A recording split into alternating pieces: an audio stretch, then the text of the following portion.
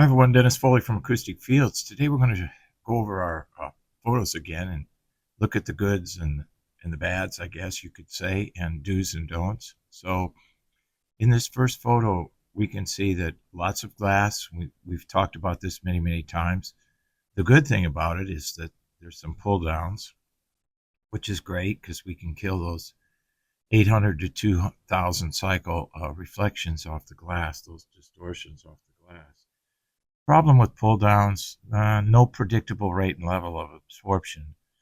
So we can't really calculate the impact that they're going to have on the mids and the highs.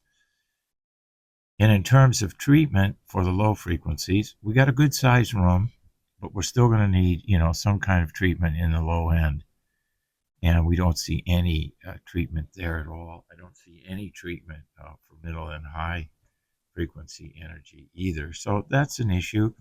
But it's a New York City apartment, and this is how it goes. So you have to take the good with the bad, I guess, exactly. But treatment would go a long way around the system, the front wall for low frequency management and the side walls for middle and high frequency absorption to manage reflection. So that would be a good situation to look at. Let's look at this next one called First Build. Boy, here we go again, with the classic mistakes of setting the speakers against the walls. It's just not a good idea. And then on top of that, you have glass behind it. You have furniture in front of the speakers. You have a desk, that's going to resonate depending on the dimensions underneath the desk. Standard issues, problems here, that we see all the time. And people just don't understand it. They don't get it. And then we've got unequal left and right channel boundaries, which is always a problem. And again, more glass. So I would reorient the setup of this room in a different way so that you didn't have those issues. And obviously, treatment is part of the situation that has to be addressed, but we don't see it that much. Let's look at the next one here.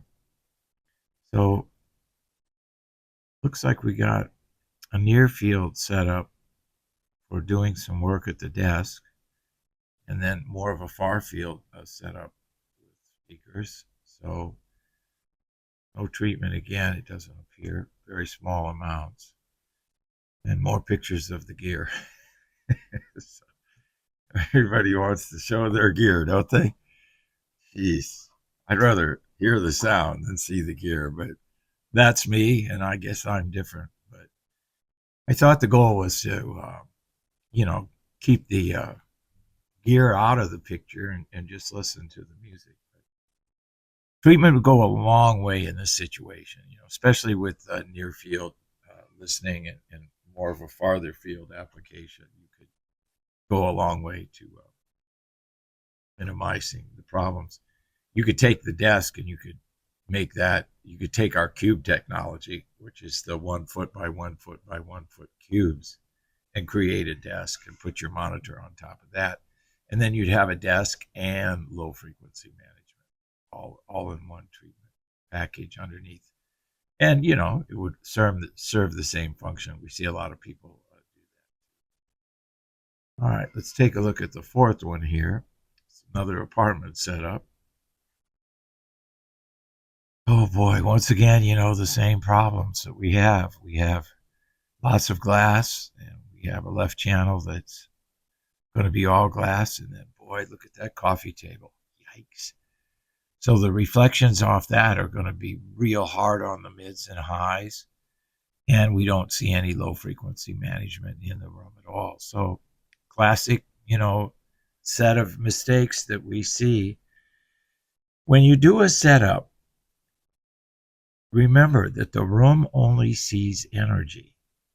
So you have to do your setup in a way that the room is seeing the energy in the right way. Meaning you want to set up on the wall that's going to produce the least amount of distortions and no real attempt is given to satisfy that requirement. A lot of people will set up on the short wall on a rectangular room, when you really should be setting up on the long wall to avoid sidewall reflections, and the long wall usually has less lower frequency problems. So setting up is really critical, and the dimensions of the room will determine that. Now, in these listening rooms, it's tends to be, I think, more of what's going to benefit the living side instead of the listening side. And that's the price you're going to pay. You're going to pay with less resolution if that's your choice. So treatment, again, is needed in this room. And always keep the speakers as far away from the room boundary surface as you can. 4 feet is a minimum. So keep that in mind when you're doing your setup. So here's a series that we walk through, and we'll keep doing this, and hopefully over time, a lot of this advice will start to appear in new photos. One can only hope. Hope this helps. Thank you. Thank you for watching this video, and if you liked it, please give us a thumbs up. We also have a newsletter that you can subscribe to, so please do that because we offer special price discounts to only those on our newsletter. And then don't forget about our forum. We have started a forum on our own website where people ask questions, and I usually get a chance every couple of days to look at it. There's an interchange between people on the forum, and we'll give you real answers on a regular basis, so that'll help you. Thank you.